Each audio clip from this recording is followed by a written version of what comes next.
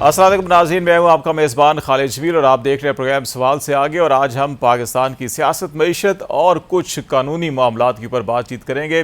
पाकिस्तान में 27 दिन हो चुके हैं कौमी असम्बली को तहलील हुए, लेकिन अभी तक इलेक्शन 90 दिन के अंदर कॉन्स्टिट्यूशन के मुताबिक करवाने होते हैं, लेकिन सदर पाकिस्तान ने तारीख दी है, ना इलेक्शन कमीशन ऑफ पाकिस्तान तारीख देने का कोई इरादा रखता है। इलेक्शन कब होंगे? मुल्क में एक गैर यकीनी सूरत हाल है। ऐसे हालात के अंदर प्राइम मिनिस्टर जो केयर टेकर हैं पाकिस्तान के, उनका भी कहना है कि वो इलेक्शन से मुतल्लिक जो है कोई टाइम फ्रेमवर्क नहीं दे सकते। इस सूरत हाल के नतीजे में दूसरी तरफ अगर माशी सूरत हाल देखें हम, तो वो भी दिन ब दिन गिरती जा रही है। डॉलर 307 रुपये क्रॉस कर चुका, पेट्रोल 305 रुपये फ़ी लीटर से ऊपर जा चुका है। पाकिस्तान स्टॉक एक्सचेंज आए रोज़ नेगेटिव ग्रोथ उसकी नज़र आ रही है और पिछले 2-3 हफ्तों के अंदर तकरीबन कोई 2500 से 3000 पॉइंट्स जो है कि वो गिर चुकी है। लेकिन मामलात आगे बढ़ नहीं रहे। पाकिस्तान के अंदर एक खसूसी टास्क कौंसल बनाई गई थी, जिसको स्पेशल इन्वेस्टमेंट फैसिलिटेशन कौंसल का नाम दिया गया। शहबाज शरीफ साहब की दौरे हुकूमत बनाई गई।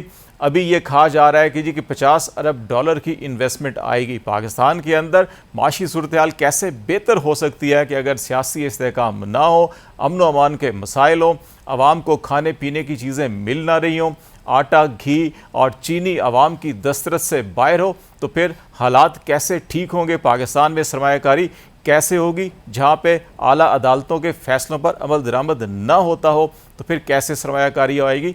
ये वो बुनियादी सवालात हैं जिनके ऊपर हम बातचीत करेंगे। और हमारे साथ इस वक्त गुफ्तगू होंगे स्टूडियो में फरहान बुखारी साहब, जो सीनियर जर्नलिस्ट हैं और इकॉनमी के ऊपर एक अरसा दराज से लिखते हैं और बड़ी गहरी नज़र रखते हैं मैशत पर। बहुत शुक्रिया बुखारी साहब।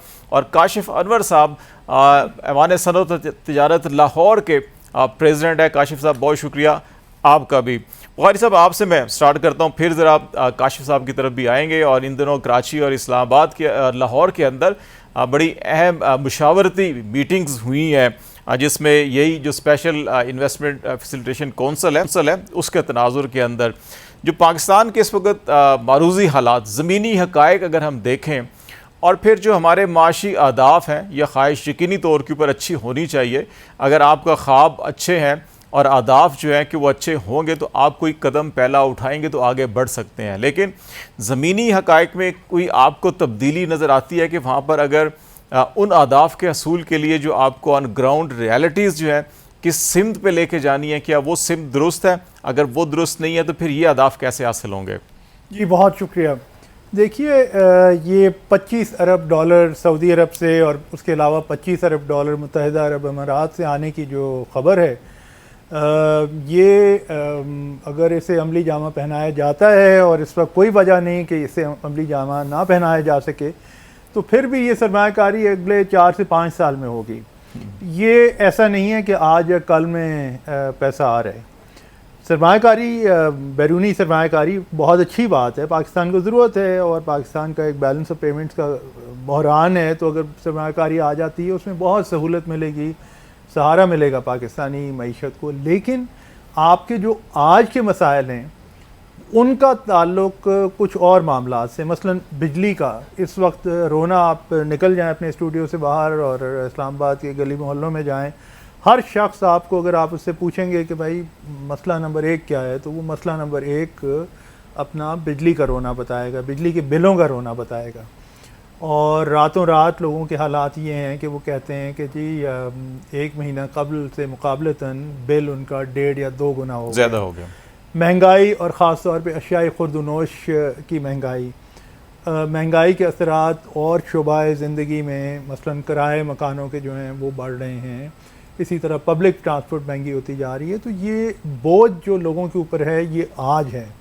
बैरूनी सरमायाकारी 50 अरब डॉलर बहुत अच्छी खबर है, लेकिन आज के मसाइल कैसे हल होंगे? और आज के मसाइल हल करने के लिए जिस किस्म की, यानी एक वो इस्तिलाह इस्तेमाल होती है वॉर फुटिंग पे, यानी जंगी बुनियादों पे आपको कुछ फ़ैसले करने की ज़रूरत है ताकि लोगों को रिलीफ मिल सके। वहाँ पे इस वक्त फ़िलहाल सूरत हाल बहुत मुश्किल है, और वो नज़र नहीं आ रही है। क्योंकि IMF के साथ जो पाकिस्तान का मुआहदा है उसके तहत हुकूमत इस वक्त लोगों को कोई बड़ी लंबी चौड़ी रिलीफ देने के काबिल शायद नहीं इंस्टॉलमेंट कर सकें 3-4 महीनों के लिए, लेकिन अगर वो भी कर लें, और वो भी अल्टीमेटली तो देना ही है जी। आदमी और को। कुछ हलकों में ये भी खबर है कि इस वक्त हुकूमत की सबसे बड़ी उम्मीद ये है कि महीने एक में ये दर्जा हरारत कम हो जाएगा, गर्मी कुछ कम हो जाएगी, तो उससे फिर गैस का बुरहान शुरू हो जाएगा, तो फिर गैस का बहरान शुरू और हो उसके जाएगा। पैसे शुरू हो जाएंगे। काशिफ साहब की तरफ चलते हैं। काशिफ साहब ये बताएं कि जो ये सारी मीटिंग्स हुई हैं, आप कुछ उसके बहुत सी चीज़ें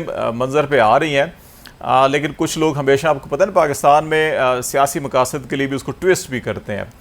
आप फर्स्ट हैंड इंफॉर्मेशन के उसमें इन्वायरमेंट क्या था, और किस किस्म के आदाफ हैं, किस किस्म की ख्वाहिशात हैं, और ज़मीनी हक़ाइक़ का इदराक क्या उन हलकों के अंदर भी है, और उसको हल किस तरह से वो करना चाहते हैं? बिल्कुल, मैं समझता हूँ कि chief of the army staff को इस बात की पूरी समझ है कि हमें सिर्फ बॉर्डर पे ही जंग नहीं लड़नी है इस वक्त, बल्कि बॉर्डर पे तो जंग की ज़रूरत ही नहीं है इस वक्त। इकोनॉमिक फ्रंट्स के ऊपर जंग की ज़रूरत है, और वहाँ पर हम कमज़ोर हैं। अब वहाँ पर हमारी फोर्सेस जो हैं, वहाँ आर्मी ने जाके नहीं लड़ना, वहाँ बिजनेस कम्युनिटी ने लड़ना है अल्टीमेटली। और उनके जो इश्यूज हैं वो जब तक रिजॉल्व नहीं होंगे तब तक हम वहाँ पर मजबूत नहीं होंगे। अब उनके इश्यूज जो हैं, मैं अपनी बात करूंगा कि जो आपने वहाँ पर ये पूछा कि वहाँ पर एटमॉस्फेयर कैसा था, बहुत रिलैक्स्ड माहौल था, हम सब ने बातें की, हर इशू पे बात की। मैं अपनी बात बताता हूँ कि जो मैंने वहाँ पर इश्यूज कुछ जो हाईलाइट किए, उसमें सबसे पहली बात इंटरबैंक की, और मैंने जो हुंडी का रेट है उसकी बात की कि जी तब तक इस मुल्क के अंदर नहीं आएगी इन्वेस्टमेंट, तब तक हमारे रिजर्व्स नहीं बेहतर होंगे, जब तक ये डिफरेंस कम नहीं होगा। दूसरा, ग्रे इकोनॉमी की बात की कि chief of the army staff साहब आप ही ने बात की कि हमारी जो ग्रे इकोनॉमी है वो 2 to 3 टाइम्स ज्यादा है हमारी डॉक्यूमेंटेड इकोनॉमी से। तो मैंने कहा it is very important and the need of the hour कि जब तक वो जो ग्रे इकोनॉमी है वो जब तक इस वाइट इकोनॉमी का पार्ट नहीं बनेगा तब तक वो कंट्रीब्यूट नहीं करेगी, तो हमें इंसेंटिव्स लेने होंगे। एक और इम्पॉर्टेंट बात ये कि मैंने वहां पर ये कहा कि जी हमें इलेक्शंस नहीं चाहिए हैं। मैंने कहा जी हमें चार्टर ऑफ इकोनॉमी चाहिए, आपकी मेहरबानी तमाम पॉलिटिकल पार्टीज को एक पेज के ऊपर बैठाइए और उनसे चार्टर ऑफ इकोनॉमी साइन कराइए, और हमें रोड मैप लेकर दें कि अगले 15 से 20 साल पाकिस्तान को लेके कैसे चलना है। इट इज वेरी इंपॉर्टेंट, क्योंकि जब तक चार्टर ऑफ इकोनॉमी डिस्कस नहीं होगा तब तक हम आगे लेके नहीं चल सकेंगे। वहां पर ये कहा कि जी ये जो हम इंटरेक्शंस कर रहे हैं, आपने बहुत से टास्क फोर्स बनाए, एक टास्क फोर्स बिजनेस कम्युनिटी के साथ भी बना दें और इन इंटरेक्शंस को जारी रखें, ताकि हम जो प्रपोजल्स देते हैं और जिन पे अमल दरामद नहीं होता उन पे अमल दरामद होता है। और जो भी आप बिजली के बिल की बात कर रहे थे, बिल्कुल वहां पर मैंने प्रपोजल दी कि जी आप ये जो सबसे इमीडिएट रिलीफ हम दे सकते हैं, इनकम टैक्स और सेल्स टैक्स के रेट्स को कम करके दे सकते हैं, हम इमीडिएट रिलीफ अपनी कम्युनिटी को दे सकते हैं, और जो आपके टैक्सेस हैं उनको आगे सर्दियों में ले जाएं, ताकि वो सर्दियों में जो बिजली का बिल है वो कम आते हैं और बर्डन हम दे सकते हैं, बर्डन शेयर हो सकता है। तो देखिए हमने हर उस इकोनॉमिक इशू की बात की, स्मगलिंग की बात हुई, IPPs की बात हुई, व्हीलिंग चार्जेस की बात हुई, हमने यहाँ तक बात की कि हमारे केक साहब ने वहां पर यह मशवरा भी दिया कि क्यों ना जितने बैंकों के लॉकर्स हैं उनको तोड़ दिया जाए, जाके चेक किया जाए कि डॉलर्स कितने पड़े हैं। ये भी बात हुई कि एक आम शहरी को डॉलर्स खरीदने की क्या जरूरत है, क्यों डॉलर्स एक आम शहरी खरीद रहा है। आम शहरी से मुराद है, काशिफ साहब बैंकों के लॉकर्स तोड़ना शुरू कर दिए तो फिर तो लोकल इन्वेस्टर भी भाग जाएगा, बाहर का कौन आएगा? देखिए मैं आपको क्या बात बता रहा हूँ, मैं आपको ये नहीं कह रहा कि उन्होंने लॉकर्स तोड़ने शुरू कर दिए हैं, मैं आपको ये बात बता रहा हूँ कि इस हद तक रिलैक्स्ड माहौल था वहां पर कि इस हद भी बात हुई, स्मगलिंग की भी बात हुई कि जी स्मगलिंग जो हो रही है, डॉलर जा रहे हैं, तेल आ रहा है, आपकी गंदम जा रही है, आपकी चीनी जा रही है, इस हद तक भी बात हुई। टर्फ की बात हुई कि बिजनेस कम्युनिटी ने जो टर्फ के अगेंस्ट पैसा लिया है, यहाँ ये भी बात हुई वहां पर कि जो मीडिया पे नेगेटिव आपकी सारा दिन सिर्फ रेटिंग को बढ़ाने के लिए और पैसों को बढ़ाने के लिए जो नेगेटिव टेलीकास्ट होती रहती है उसकी भी बात हुई। तो मेरा बताने का मकसद ये है कि हर इशू डिस्कस हुआ वहां पर, जो कि बहुत खुश। काशिफ साहब इस चीज़ को आप भी तस्लीम करते हैं कि किसी भी मुल्क के अंदर मईशत नहीं आगे बढ़ सकती जब तक कि वहाँ पे एक सियासी इस्तेहकाम ना हो, माशरे के अंदर एक ठहराव ना हो, यकजुई ना हो। पाकिस्तान के अंदर इस वक्त सियासी इस्तेहकाम है, ना यकजुई है, ना कोई ठहराव है। एक इश्तियाल अंगेज़ कैफियत है हर सतह के ऊपर, क्या ये मामला भी डिस्कस हुआ और इसको कैसे निकालना है सारी सिचुएशन से? बिल्कुल डिस्कस हुआ। मैं एक बिजनेस कम्युनिटी का रिप्रेजेंटेटिव हूँ।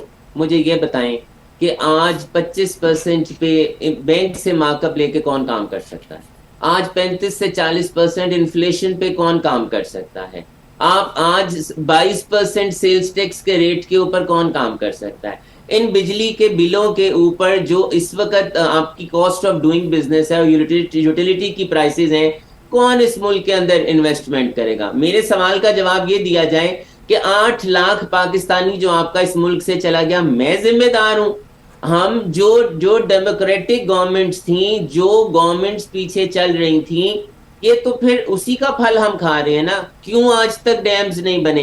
क्या हमें नहीं समझ आई कि जो आपका क्लाइमेट चेंज है सबसे ज्यादा पाकिस्तान इफेक्ट हुआ है? क्यों आज तक आपने वाटर रिजर्वॉयर्स नहीं बनाए? क्यों आपने डैम्स नहीं बनाए? क्यों आप हाइडल की तरफ नहीं गए? क्यों आपने आईपीपीस के इतने ज्यादा महंगे रेट्स के ऊपर साइन किए? तो देखें, ये सवाल तो मेरे करने वाले हैं ना। ये सवाल तो अब बात तो ये है, ये सवाल तो हमारे उनसे करने वाले हैं जिन्होंने फैसले किए और असेंबलियों में बैठे हुए या बैठे हुए थे। तो मैंने इसी को मद्देनजर रखते हुए, क्योंकि मेरी 22 से 24 करोड़ अवाम chief of the army staff के सामने ये खड़े होकर बात नहीं कर सकती, ना ही वो वहां पर मीटिंग में मौजूद थी कि सर पहले चार्टर ऑफ इकोनॉमी बना लें, पहले मुल्क की इकोनॉमी का तयन करा लें कि क्या अगली गवर्नमेंट आकर फिर शुरू से शुरू तो नहीं कर देगी, क्योंकि पहले तो नहीं होता है कि हम शुरू से शुरू करते हैं। मैं ये आता हूँ इस तरफ, काशिफ इस तरफ भी आते हैं। ज़रा बुखारी साहब, 2-3 बड़े अहम इश्यूज़ हैं कि हम हर 8, 10, 15 साल के बाद जो है कि एक रिवर्स गियर लगाते हैं और फिर वापस जाते हैं। और फिर हम अभी जो है कि अभी हम देख रहे हैं कि जी SIFC है। एक ज़माने में मुशर्रफ साहब ने मार्च 2000 में जो है कि वो CIRC बनाई थी। उससे और पीछे चले जाएं तो ज़िया-उल हक साहब का दौर था, उसमें भी कुछ हुआ। तो हम क्यों नहीं मुस्तकिल मिजाजी के साथ आगे बढ़ सकते हैं कि हम 10-15 साल में एक तजर्बा करते हैं, फिर उसको रिवर्स करते हैं, फिर एक दूसरा तजर्बा करते हैं, फिर उसको रिवर्स करके फिर उस पहले तजर्बे पे चले जाते हैं। तो ये इससे हम कैसे निकल पाएंगे? अगर ये सारा हमने ऐसे ही करना है तो क्या वाकई वो अहदाफ जो है कि जो हम ये देख रहे हैं कि 25 अरब 50 अरब या सारी इस्तेकाम आ जाएगा? आप मेरे ख्याल में ज़रा लंबी मुद्दत पे जा रहे हैं, 10 से 15 साल, क्योंकि ये तजुर्बात तो एक्सपेरिमेंट्स तो कुछ ऐसे हैं कि जो 4-4, 5-5 साल के बाद भी हो रहे हैं। देखिए, मसला ये है, सबसे बड़ा मसला ये है कि पाकिस्तान में ये कई लोगों को, कई अशराफिया से ताल्लुक़ रखने वाले कई ख़वातीन व हज़रात को ये इल्म है कि पाकिस्तान की इस्लाह कैसे करनी है, लेकिन वो नहीं होती।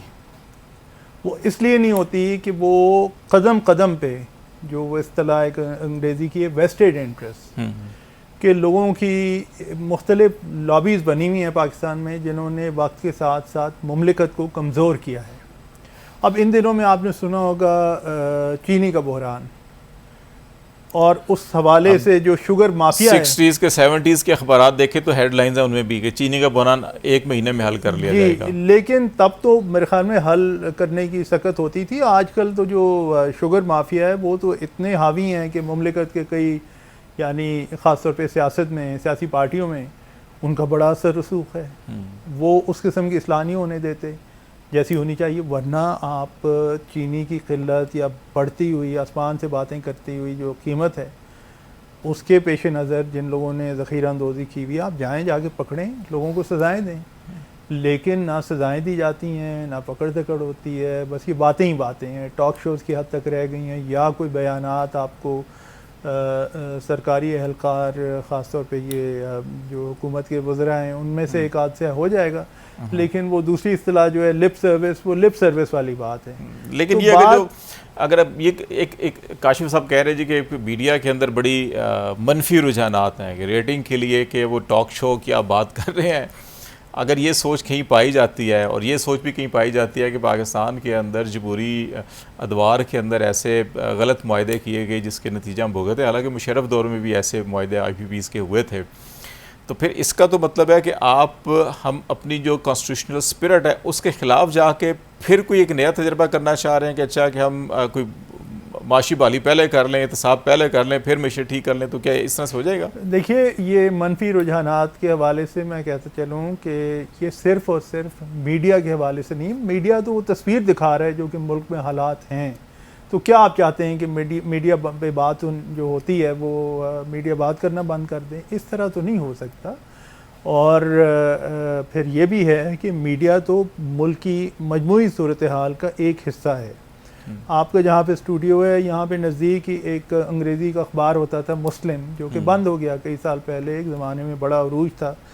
उसके मास्टहेड पे रोज़ एक इबारत आती थी सुबह के एडिशन में, जब वो छपता था कि the press and the nation rise and fall together.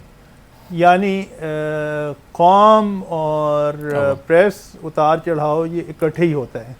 तो इसलिए सिर्फ और सिर्फ अगर आज मिसाल के तौर पे टॉक शोज़ बंद हो जाएं, मिसाल के तौर पे, मैं ये नहीं कह रहा खुदा न खास्ता बंद हों, बहरहाल लोग अपनी राय का इज़हार करते हैं, अगर बंद हो जाएं तो मुझे बताएं कि 3 महीने में अगर टॉक शोज़ पाकिस्तान में सारे बंद रहें तो उससे आप क्या कर लेंगे जो मुल्क के मसाइल हल? अभी भी बहुत सारी चीज़ें बंद ही हैं, बहुत सारी चीज़ों के ऊपर खुल के आप बात नहीं कर सकते। ठीक है, लेकिन मैं तो आपसे ये कह रहा हूँ कि अगर ये जो टॉक शोज़ हैं आप उन पे पाबंदी लगा देते हैं, बंद कर देते हैं, तो फिर क्या होगा? बात वही आ जाती है कि इस्लाहात, और फिर उन इस्लाहात प्राइम मिनिस्टर साहब से आपसी कल मुलाकात रही एक ग्रुप ऑफ जर्नलिस्ट की, तो वहाँ पे आपको क्या सोच, क्या माहौल, क्या विजन नज़र आ रहा है उनका? हालांकि ये तो 3 महीने के लिए होते हैं, सिर्फ इलेक्शन करवाना होता है, लेकिन ये सोच बहुत कुछ रहे हैं। देखिए, ये तो जो मौजूदा हुकूमत है वज़ीर आज़म अनवारुल हक काकड़ की, ये तो चंद महीने के लिए आए हैं। अमूमन आइन के तहत 3 महीने की हुकूमत होती है, इनकी मेरे ख्याल में कोई मियाद 5-6 महीने तक होगी, अभी तक ये कहा जा रहा है। गो के उस पर शकूक व शुबहात बढ़े हैं। कई लोग ये कहते हैं कि जी उससे ज़्यादा जो मुल्की हालात हैं उनके पेश नज़र इनका जो टेन्योर है वो किसी न किसी तरह बढ़ाया जाएगा, और जो मुल्क में बहरान है उनको हल करने में इन्हें कुछ ना कुछ आगे किरदार अदा करना पड़ेगा। बहरहाल इस वक्त वो कहना क़ब्ल अज़ वक्त है, क्योंकि वो ख़ुद कह रहे हैं कि जी हम इतना लंबा नहीं अपना दौर या अपना इक़्तिदार इतने लंबे अरसे तक नहीं लेके जाएंगे।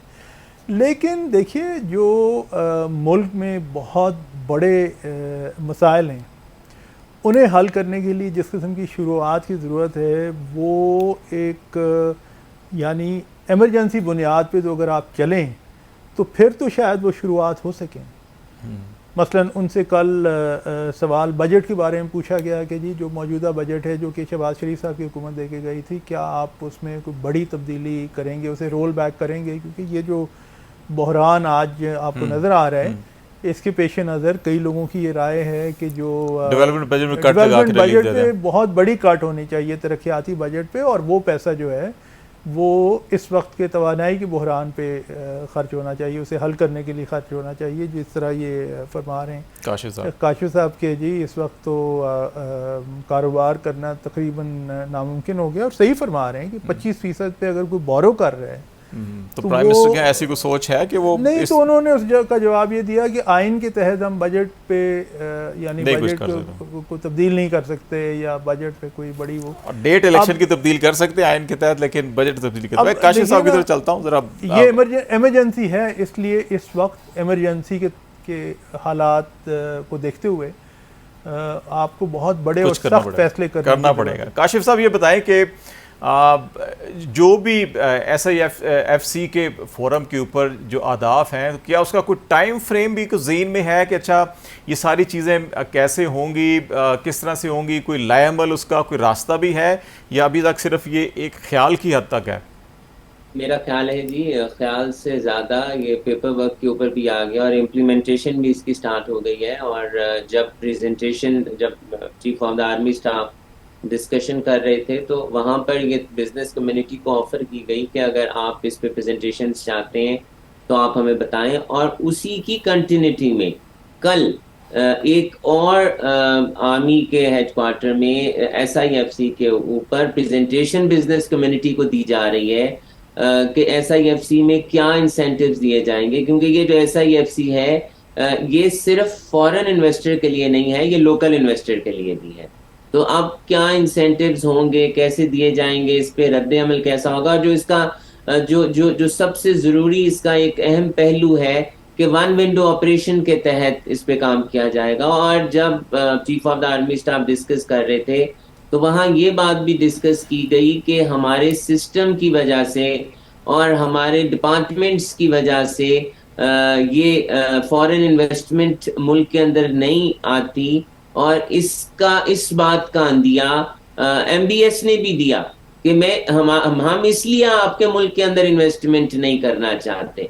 तो वो इसको जो SIFC को रखा गया है, वो इसी बात को मद्देनजर रख के रखा गया है कि वन विंडो ऑपरेशन के तहत किया जाए और ये ममालिक आके इन्वेस्टमेंट करें। और इसमें मिनरल्स है, माइनिंग्स है, IT है, फिशरीज है। आप देखें इन बहुत से और इसमें एस्पेक्ट्स हैं जिस पे इन्वेस्टमेंट हो सकती है। तो मैं समझता हूँ कि इस बात को लेके चलना और उसके लिए आप अपना होमवर्क मुकम्मल कर लें, तो अगर आपके मुल्क के अंदर इन्वेस्टमेंट आ जाती है, तो ये जितने भी हम अंदिये दे रहे हैं या हम ये कह रहे हैं कि बिल्कुल ये लॉन्ग टर्म प्लानिंग है, इसको टाइम लगेगा, 4 से 5 साल लगेंगे। लेकिन सबसे जो पहला इंप्रेशन देना होता है इन्वेस्टर्स को, वो एक पुरसुकून माहौल का होता है। पाकिस्तान के अंदर जो सियासी माहौल है उसमें कशीदगी के खात्मे के लिए और उस अमल को ज़रा आगे पुरसुकून तरीके से बढ़ाने के लिए भी कुछ लाएअमल कुछ ज़हन में नज़र आ रहा है आपको सारी गुफ्तगू के अंदर? SFC बनाई गई, उसमें जो मेजर स्टेक होल्डर हैं वो आर्मी ही है, वो आपके इल्म में है, आपने बिल्कुल वो नोटिफिकेशन पढ़ लिया होगा। और ये जो हमारे फॉरेन इन्वेस्टर हैं उनकी ही ख्वाहिश पे ऐसा किया गया है कि आपके मुल्क के अंदर जाके ये कॉन्फिडेंस बहाल करने के लिए कि आपके मुल्क के अंदर स्टेबिलिटी रहेगी और आपके मुल्क के अंदर कंसिस्टेंसी ऑफ पॉलिसीज रहेगी, वन विंडो ऑपरेशन के तहत रहेगा। आपकी ये नहीं होगा कि कल में आपकी पॉलिसीज डिसकंटिन्यू कर जाएंगी। तो मैं ये समझता हूँ कि ये इसीलिए रखा गया है और इसीलिए जो इसके मेंबर्स हैं उसमें मेजर जो स्टेक होल्डर्स हैं वो आपके फॉरेन इन्वेस्टर्स की ही ख्वाहिश पे किया गया है। बहुत शुक्रिया नाज़रीन। ब्रेक लेंगे, ब्रेक के बाद वापस आएंगे तो पाकिस्तान के कुछ लीगल और कॉन्स्टिट्यूशनल इश्यूज और फिर यही जो सारे चैलेंजेस हैं इनसे कैसे नबर्द आजमा हो के पाकिस्तान को एक तामीर और तरक्की की राह पे लगाया जा सकता है, इससे बात करेंगे। ब्रेक के बाद हमारे साथ रहिएगा। वेलकम बैक नाज़रीन। प्रोग्राम के इस हिस्से में बातचीत करेंगे पाकिस्तान के कुछ आइनी और कानूनी मामलात पे। सुप्रीम कोर्ट ऑफ पाकिस्तान में नैब कानून में जो तरमीम की गई उनको चैलेंज किया गया और उसकी समाअत मुकम्मल हो चुकी है, फैसला महफूज कर लिया गया। बहुत अहम रिमार्क्स इस केस में दिए गए हैं और कुछ इंडिकेशन ऐसी मिल रही हैं कि इसकी कुछ शिकें जो तरमीम की गई हैं उनको शायद पार्लियामेंट को वापस लौटा दिया जाएगा कलअदम करार देकर कि इनमें तब्दीली की ज़रूरत है। और जो ऐसी शिकें हैं जिनको ये समझा जा रहा है कि ये बेहतर है माशरे के लिए, मुल्क के लिए, कौम के लिए, उनको बरकरार रखा जाएगा। और दूसरी तरफ पाकिस्तान भर में इलेक्शन का मामला जो है कि वो अभी तक वैसी ही सूरत हाल है। 27 रोज़ गुजर चुके हैं। नेशनल असम्बली को तहलील हुए, 2 सूबों की असम्बलियाँ पहले से तहलील थीं, 2 की अभी हुई, लेकिन इलेक्शन कब होंगे ये किसी को नहीं मालूम। सदर पाकिस्तान अपनी कॉन्स्टिट्यूशनल पावर यूज़ नहीं कर रहे, वो अनाउंस नहीं कर रहे। इलेक्शन कमीशन ऑफ पाकिस्तान भी मरदमशुमारी के नताइज की रोशनी में हल्का बंदियाँ तो कर रहा है, इलेक्शन कब होंगे इस पे कोई बात नहीं की जा रही। और प्राइम मिनिस्टर ने गैर मुल्की मीडिया से बातचीत करते हुए कहा कि वो टाइम फ्रेमवर्क नहीं दे सकते कि इलेक्शन कब होंगे। तो ऐसी सूरत हाल में Pakistan bar council, supreme court bar association और तमाम जो लीगल फ्रेटर्निटी है वो एक तहरीक चलाने के मूड में है। और पाकिस्तान बार कौंसल ने बाज़ाब्ता तौर के ऊपर 9 सितंबर को मुल्क गिर हड़ताल का ऐलान भी कर दिया है। तो इस तनाजुर में आज हम बातचीत करेंगे और पाकिस्तान बार कौंसल की चेयरमैन एग्जीक्यूटिव कमेटी हसन रज़ा पाशा साहब हमारे साथ स्टूडियो में मौजूद हैं। पाशा साहब बहुत शुक्रिया आपने ज्वाइन किया। और साबिक प्रोसिक्यूटर जनरल नैब और माहिर कानून राजा आमिर अब्बास साहब भी हमारे साथ स्काइप पर हैं। राजा साहब बहुत शुक्रिया आपका भी। और पाशा साहब आपसे स्टार्ट कर लेते हैं कि ये पहले तो ये बताएं कि जो आपकी रेजोल्यूशन है उसके की फीचर्स क्या हैं। और 9 सितंबर को मुल्क की गिर हड़ताल तो है, लेकिन इसके बाद लगता यह है कि ये मामला रुकेगा नहीं, ये इलेक्शन आगे 90 दिन से जाने ही है। इस वक्त जो कमिटमेंट नज़र आ रही है गवर्नमेंट के अंदर वो शायद 90 दिन से कहीं ज़्यादा और बाज़ लोगों का ख्याल है 6 महीने या 2 साल तक भी चला जाए। तो ये मामला आगे जैसे जैसे बढ़ेगा तो आप मज़ीद आगे किस तरह से चलेंगे? देखें, जब असम्बलियाँ तहलील हुई तो हमसे उस वक्त भी ये पूछा गया कि आप क्या समझते हैं, तो हम बड़े ऑप्टिमिस्ट थे और हम ये कहते थे कि इलेक्शन 90 डेज़ के अंदर हो जाने चाहिए, क्योंकि असम्बलियाँ आपको पता है कि मुकर्रर मुद्दत से 2 या 3 दिन पहले तोड़ दी गई, इस सोच के साथ कि 90 दिन का टाइम मिलेगा और ये सफिशेंट टाइम होगा इलेक्शन कमीशन ऑफ पाकिस्तान को इलेक्शन कंडक्ट करने के लिए। लेकिन अब अफसोसनाक बात यह है कि आपने पूरी गिनती करते हुए अभी इंट्रो में बताया कि 27 डेज़ हो गए हैं असम्बलियाँ तहलील हुए और अभी डिलिमिटेशन का काम भी नहीं शुरू हुआ। तो इन हालात में हमने सोचा, यही सवालात मुख्तलिफ मीडिया पर्सनस करते थे, सिविल सोसाइटी करती थी कि लॉयर्स क्या देख रहे हैं। तो बजाय इसके कि हम अपनी एक स्टेटमेंट देते पाकिस्तान बार कौंसिल, ऑल दो कि हम एम्पावर्ड थे, हम अपनी बात कर सकते थे जी कि हम ये कह रहे हैं और ये ऐलान करते हैं, हमने मुनासिब समझा कि एक एमरजेंट मीटिंग बुलाई जाए जिसमें तमाम प्रोविंशियल बार काउंसिल्स और इस्लामाबाद बार काउंसिल के अलावा हाई कोर्ट बार के सदूर हमने बुलाए इलेक्टेड, और अल्हम्दुलिल्लाह बड़ी फुल हाज़िरी थी। तमाम सूबाई बार काउंसिल्स के वाइस चेयरमैन और चेयरमैन एग्जीक्यूटिव कमेटीज़ और प्रेसिडेंट हाई कोर्ट बार मौजूद थे। काफ़ी देर 4-5 घंटे वो इजलास चला, तो वो मुख्तलिफ हमने मौज़ूआत पे मुबाहिसा किया और एक ड्राफ्ट की, एक रेजोल्यूशन फिर हमने मीडिया से भी वो शेयर की। बात ये है कि हम सबसे पहले तो हम ये कहते हैं कि इंतखाबात आइन के मुताबिक जो 90 दिन का पीरियड लिखा गया है उसके अंदर होने चाहिए। थोड़ा सा एक मसला ये आ गया ना, हल्का बंदियों का मामला आ गया, मुझे 3-4 दिन पहले मैं वही बात करता हूँ कि वो भी देखिए जून में मरदमशुमारी हो गई थी। हाँ, मई में ऑलमोस्ट रिजल्ट अनाउंस हो गया था, वेब के ऊपर आ गया था मई में और तो उस वक्त उनको नोटिफाई कर देना चाहिए था, जो कि नहीं नोटिफाई किया और आपने इंटेंशन लगता है शायद जानबूझ के ऐसा किया। 2-3 महीने वो ज़ाया किए। फिर अब देखिए ये जो डिलिमिटेशन आपने करनी है उसमें आपने जो सीट्स है ना वो कम करनी है ना ज़्यादा करनी है, क्योंकि कॉन्स्टिट्यूशनल लॉक है। कॉन्स्टिट्यूशन लॉक उसी वक्त ख़त्म होगा जब 2/3 मेजॉरिटी होगी कि अब आप फ़लाँ हल्के की सीट या फ़लाँ ज़िले की या फ़लाँ सूबे की इतनी सीटें बढ़नी चाहिए क्योंकि आबादी बढ़ गई है, वो तो होना नहीं है। अब 2-3 यूनियन कौंसिल इधर करनी है या इधर करनी है, मुख्तलिफ हल्कों का जो है वो आपने वो कमी बेशी करनी है, तो उसके लिए भी अभी काम नहीं शुरू हुआ। इलेक्शन कमीशन ने 27 डेज़ इसमें ज़ाया कर दिए कि मशावरत करनी है, और उसके बाद मशावरत की तो ज़रूरत ही नहीं थी। आप स्ट्रेट अवे डिलिमिटेशन शुरू करते, 7 इलेक्शन प्रोसेस कर देते। तो मैं समझता हूँ कि 90 डेज सफिशेंट थे इन दोनों कामों के लिए। लेकिन आप पहले डिलिमिटेशन करते हैं फिर आगे जो वो इलेक्शन प्रोसेस करते हैं, तो ये आगे चला जाएगा। और जब ये डिलिमिटेशन का सिलसिला शुरू होना है जनाब, तो आप देखें कि ये जो एग्रीड पार्टी है उसने इलेक्शन कमीशन को फिर चैलेंज करना है, फिर हाई कोर्ट जाना है, फिर सुप्रीम कोर्ट, तो ये तो ना ख़त्म होने मामला। राय साहब आपकी तरफ में आता हूँ कि पाश साहब ने जैसे कहा कि 9 सितंबर को मुल्कील हड़ताल होनी है। अभी सुप्रीम कोर्ट बार एसोसिएशन जो है कि उनकी भी 2 रोज़ के बाद एक कॉन्फ्रेंस है, वो भी इसी किस्म का एक कन्वेंशन कर रहे हैं जिसके अंदर वो भी अपनी हिकमत अमली बनाएंगे।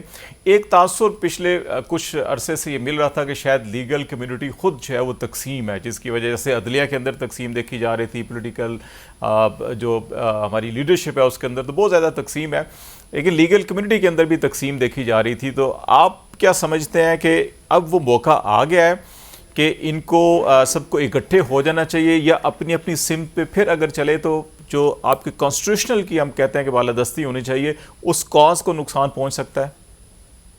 देखिए, मैं समझता हूं कि लीगल फर्टर्निटी जिसमें अदलिया और लॉयर्स हैं, जहां पे बात आइन की होगी, जहां पे बात रूल ऑफ लॉ की होगी, तो वहां पे तकसीम होने की बात जो सी है वो अदलिया के लिए भी नुकसानदेह है, वकला के लिए भी नुकसानदेह है, और मुल्क के लिए भी और इस जमहूरी सिस्टम के लिए भी नुकसानदेह है। और किसी तरह की तकसीम बज़ाहिर मुझे ऐसी नज़र नहीं आ रही, क्योंकि जब पंजाब और केपी के इलेक्शंस थे तो उस वक्त ये बात की जा रही थी कि 90 डेज तो आइन में है, लेकिन एक लॉजिक ये दे दी गई कि ये चारों सूबों में इलेक्शन और कौमी असेंबली का इलेक्शन इकट्ठा होना चाहिए। तो वहां पे इस हद तक तकसीम आ गई थी कि जी नहीं, एक स्कूल ऑफ थॉट कह रहा था कि नहीं, आइन कहता है 90 डेज में हो, सुप्रीम कोर्ट ने भी कहा, लाहौर हाई कोर्ट ने भी कि जी 90 डेज में हो। बट एनी हाउ चूंकि एक पॉलिटिकल था इशू कि जी नहीं, चूंकि 2 सूबों में इलेक्शन नहीं हो रहे, नेशनल असेंबली के बाहर होंगे, तो इलेक्शन कमीशन एक फरसूदा सा एक लेके आ गया कि जी फ्री एंड फेयर नहीं हो सकते, कभी पैसे नहीं। एनी हाउ वो टाइम गुजर गया। अब बात आ गई कि जी अब तो चारों सूबों के इलेक्शंस हैं और कौमी असेंबली के इलेक्शन हैं, एक ही तारीख में होनी है। अब अगर 90 डेज को क्रॉस किया जाता है तो हमने जो देखा कि पंजाब और केपी में फिर 90 डेज को क्रॉस करने के बाद लिमिट नहीं है, फिर कोई ये नहीं है कि वो 90 दिन के बाद 190 दिन में हो जाएंगे, 290 दिन में होंगे, या 390 या 590 दिन में होंगे। Then there is no limit. और बात यह है कि अगर एक तरफ से आप आइन को ओवर रूल करते हैं कि नहीं हमने आगे जाना है, जैसे कि बात हो रही है कि जी मुस्लिम लीग नून की तरफ से है कि जी फरवरी में करा दो या जनवरी में करा लो, और जहां तक बात है डीलिमिटेशन की, ये डीलिमिटेशन में कोई टाइम फ्रेम नहीं दिया हुआ, लेकिन आर्टिकल 224 में एक टाइम फ्रेम दिया हुआ है, आर्टिकल 48 सब क्लास 5 में टाइम फ्रेम दिया हुआ है कि जी 90 डेज में। सदर साहब को ये आइन कहता है कि उन्होंने कि जब वो कोई असेंबली अपनी नेचुरल टाइम के अलावा डिसॉल्व हो जाती है, जिसको वो डेजोल्यूशन करते हैं, और उसमें फिर उन्होंने 2 काम करने होते हैं 48(5) के तहत। एक उन्होंने केयर टेकर लानी होती है, दूसरी इलेक्शन की डेट देनी है। सदर साहब तो क्यों नहीं दे पा रहे? ये बड़ा क्लियर का कॉन्स्टिट्यूशनल आर्टिकल जो है कि उन्होंने खुद खत भी लिखा इलेक्शन कमीशन को, लेकिन समझ नहीं आ रहा वो अनाउंस क्यों नहीं कर पा रहे। उनकी आईनी जिम्मेदारी है, अगर वो नहीं करेंगे तो एक तरह से वो अपनी आईनी जिम्मेदारी पूरी नहीं करेंगे, और अगर कल को फिर वो इस सिस्टम का या इस इलेक्शंस ना होने के हिस्सेदार समझे जाएंगे कि why he is not adopting his obligation, constitutional obligation। आप खाली इतना बड़ा सदर हाउस एंजॉय करने के लिए तो नहीं बैठे हुए, आपने वहां पे एक आईनी ओहदा अगर रखा है तो आपने आईनी रिक्वायरमेंट्स को पूरा करना है। राय साहब एक और चीज बताइएगा कि अभी क्योंकि इस गवर्नमेंट का जो एजेंडा है उसके अंदर एक इकोनॉमिक एजेंडा है, जिस किस्म की गुफ्तगू की जा रही है, एक ह्यूज इन्वेस्टमेंट और इकोनॉमिक रिफॉर्म्स और फिर अकाउंटेबिलिटी। अभी नैब तरमीम की मैंने बात की, और अब हुकूमत के अंदर ये उम्मीद लगा के बैठे हैं कि इस फैसले के बाद जो है कि जितने केसेस वापस नैब को आएंगे बड़ा स्पीडली उनके ऊपर एक्शन लिया जाएगा और उसके बाद फिर कोई माहौल बनाया जाएगा इलेक्शन का। तो आप फील करते हैं कोई ऐसी चीज़ होने जा रही है या कुछ हो रही है? देखिए, इन दोनों चीज़ों को मर्ज नहीं करना चाहिए। अगर अकाउंटेबिलिटी की बात है तो बहुत अच्छी बात है, अकाउंटेबिलिटी होनी चाहिए। अगर इकोनॉमिक हम एक बेहतरी की तरफ जाते हैं, कोई उसके लिए उनके पास रोड मैप है, this is something very nice के होना चाहिए। केयर टेकर का ये मैंडेट है क्या? ये देखिए, ये मैंडेट जाती हुई गवर्नमेंट दे के गई थी, वो मैंडेट उन्होंने उसमें अमेंडमेंट की और ये मैंडेट दे दिया गया कि वो इंटरनेशनल एग्रीमेंट्स भी कर सकते हैं, वो कुछ पॉलिसी साजी भी कर सकते हैं। इलेक्शन एक्ट 2017 में ये अमेंडमेंट आई थी, तो अब चूंकि वो आई हुई है और अगर ये मैंडेट बेटरमेंट की तरफ है, but this mandate by no stretch of imagination allows के जी आप 90 डे को क्रॉस करें और आप कोई 5 साला मंसूबा लेके आ जाएं, क्योंकि वहां पे इश्यूज ये आते हैं कि ये मैंडेट तो अच्छी चीजें हैं, ये पॉलिसीज भी अच्छी हैं, लेकिन अगर आप ये सारी बातें फॉरेन इन्वेस्टमेंट की बात हो रही है, सऊदी अरब लाएगा, कतर लाएगा, दूसरा लाएगा, लेकिन वो एक इंटर्म गवर्नमेंट से क्यों ये तमाम चीजें डील करेगा? वो उसको क्या एतमाद है? असल चीज तो है कि वो एक ऐसी पायदार हुकूमत जो कि 5 साल के लिए आई हो, जिसके पास अवामी मैंडेट हो, उसके साथ ये होना चाहिए। मैं जरा पाशा साहब की तरफ आता हूँ। राय साहब पाशा साहब, ये सवाल भी है कि आप 90 डेज के लिए अपनी तहरीक शुरू कर रहे हैं, 9 सितंबर आपने अनाउंस कर दिया है, लेकिन दूसरी तरफ एजेंडे के ऊपर इकोनॉमिक रिवाइवल, और इकोनॉमिक रिवाइवल उस वक्त तक नहीं हो सकती जब अक्रॉस द बोर्ड अकाउंटेबिलिटी ना हो, और उसके लिए उम्मीद लगाए बैठे हैं लोग। तो उसमें तो ये बड़ा लंबा एजेंडा नजर आता है। तो केयर टेकर का ये मैंडेट है, और अगर वो स्टेप शुरू हो जाते हैं तो फिर आप किधर खड़े होंगे? एक तो मैं बड़ा वाज़ेह कहूँ कि अभी कोई तहरीक नहीं हम चला रहे, सारी इलेक्टेड क़यादत मौजूद थी, main stake holders political parties हैं और पोलिटिकल पार्टीज़ को आगे लगना चाहिए।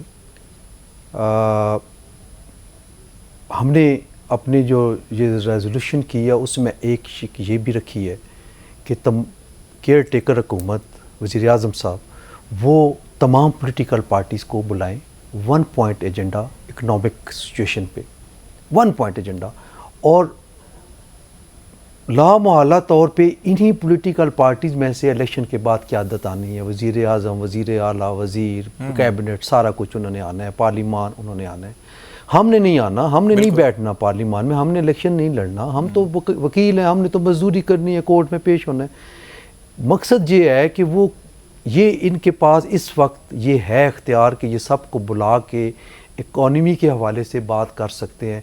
अनफॉर्चुनेटली कुछ जमातें एक दूसरे को तस्लीम नहीं कर रही, ये गलत बात है, और इसी वजह से आज मुल्क इस क्राइसिस में है कि पीटीआई ने ना बैठने की एक पॉलिसी अपना रखी थी, जिसका नुकसान उनको तो हुआ है लेकिन मुल्क को भी हुआ है, और मुल्क मुसलसल इस नुकसान का शिकार हो रहा है। तो मैं ये कहता हूँ कि ये बैठें, वो बात करें। हम इस सिलसिले में कल ही रिक्वेस्ट भेज रहे हैं प्राइम मिनिस्टर ऑफ पाकिस्तान को कि पाकिस्तान बार काउंसिल का डेलीगेशन आपसे मिलना चाहता है। हमारे पास 2-3 प्रपोजल्स हैं जो कि हम उनके सामने रखेंगे, उसमें जो हम किरदार अदा कर सकते हैं वो अपनी खिदमात पेश करेंगे, और हम चाहते हैं कि सारी पॉलिटिकल पार्टीज़ कम अज़ कम इस एजेंडे पे तो मुत्तफ़िक हों कि जो मुल्क की मुआशी सूरत हाल इस वक्त है और जिस रेशो से ये मज़ीद ख़राब हो रही है, दगरगूं हो रही है, उसके लिए कोई सलूशन तलाश करें। देखें आप, मैं, कई लोग देख रहे हैं कि किस तरीके से डॉलर जो है वो बढ़ रहा है, और हमारे मुल्क के ही लोग उसको इन्वेस्टमेंट पर्पस के लिए डॉलर को ख़रीद रहे हैं। कोई ऐसी लॉक लगाना चाहिए, कोई ऐसी सख्ती करनी चाहिए जो कि इस चीज़ को रोके।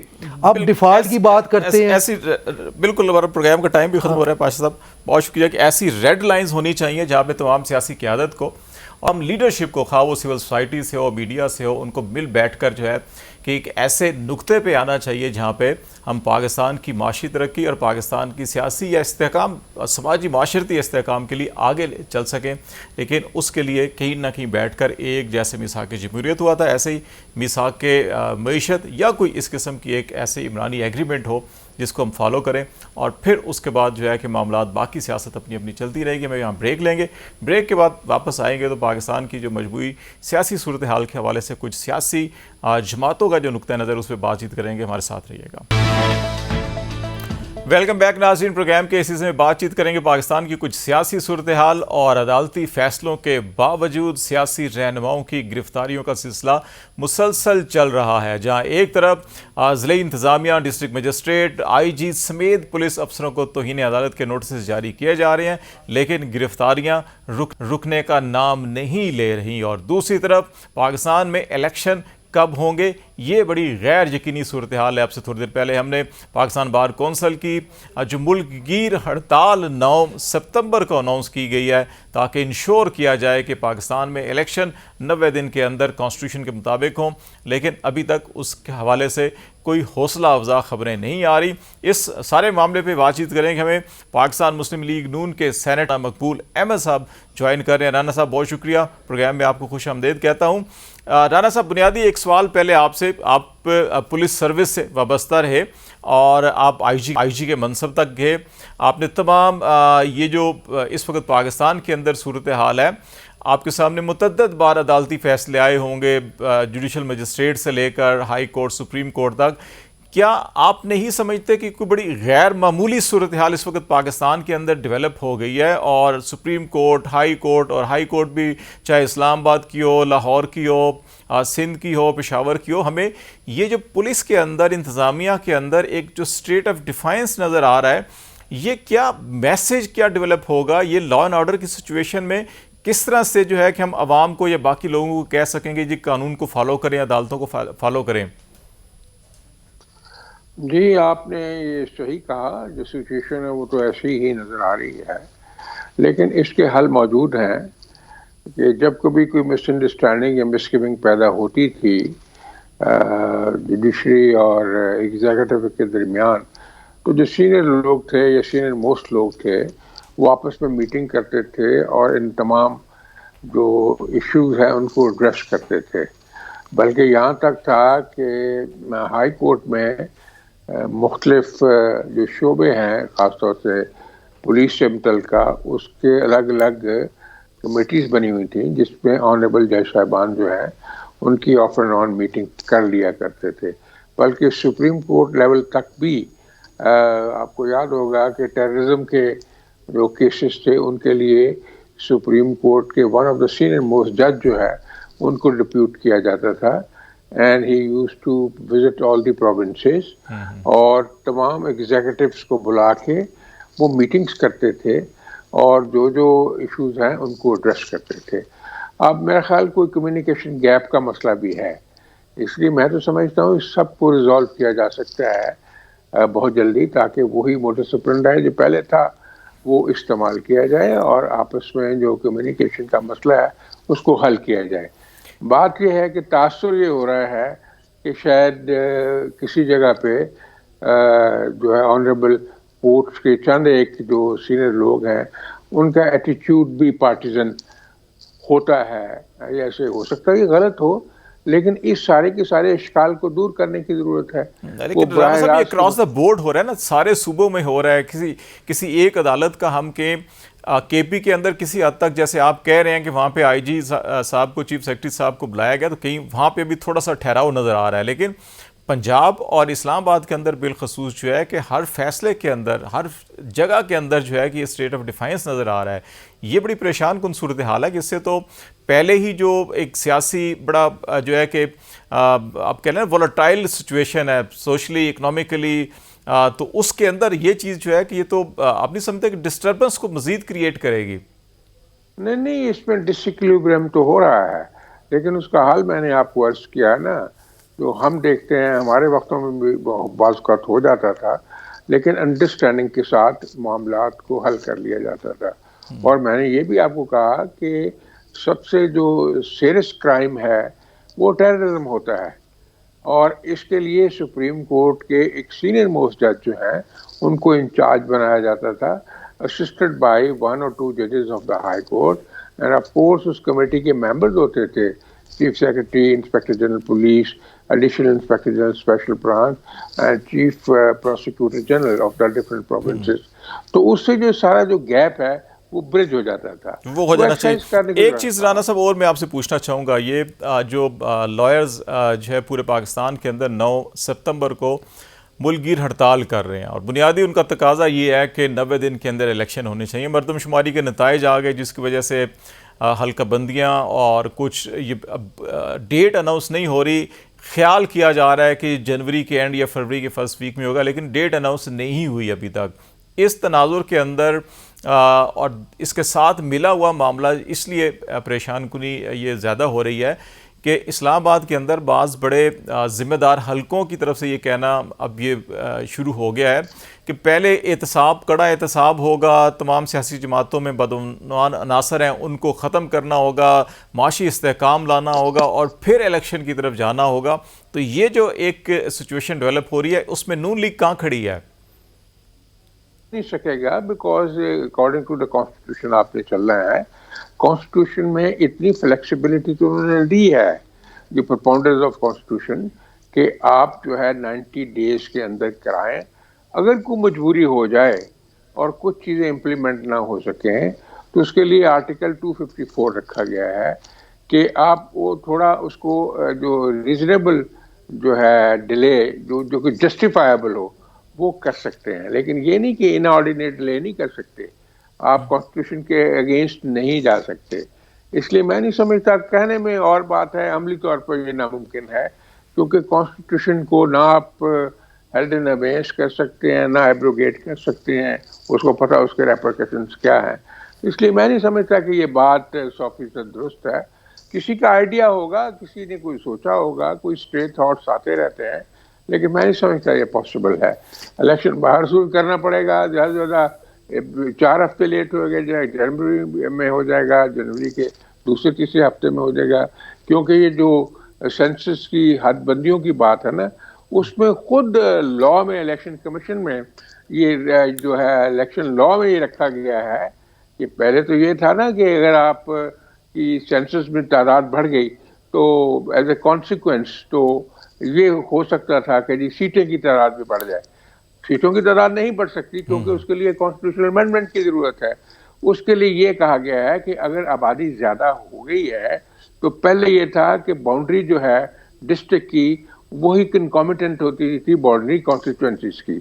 अब ये है कि अगर थोड़ा जो साथ वाले डिस्ट्रिक्ट में आबादी है 9,60,000 मेरा ख्याल रखी गई है एवरेज, तो थोड़ी आबादी है तो उसको उसी कॉन्स्टिट्यूएंसी का हिस्सा नोटिफाई किया जाए ताकि डिले ना हो।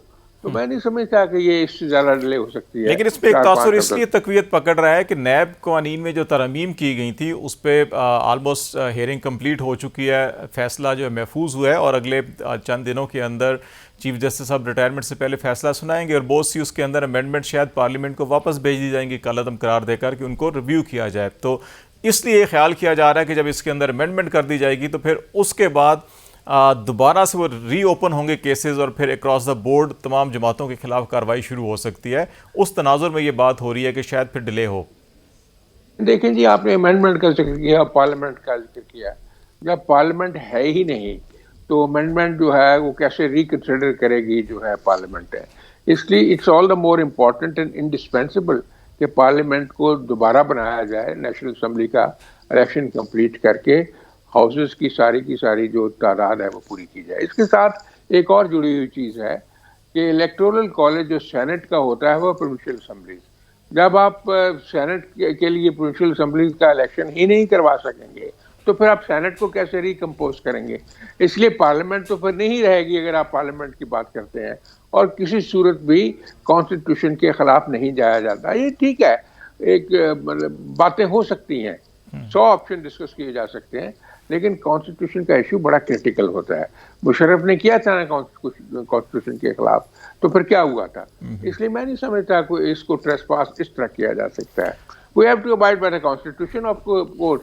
जहां तक लेजिटिमेसी आपके स्टेप्स की वो सामने होनी चाहिए, बोनाफाइडी होनी चाहिए। Thank you. राना मकबूल अहमद साहब हमारे साथ बातचीत करते, सेनेटर पाकिस्तान लीग नून से इनका तल्लक है और उनकी भी राय है कि कॉन्स्टिट्यूशन के अंदर रहकर तमाम इकदाम किए जाने चाहिए, कानून से बाला या आइन से बाला कोई इकदाम नहीं होने चाहिए। आज तक के लिए इतना ही। खालिद जमील को इजाज़त दीजिए।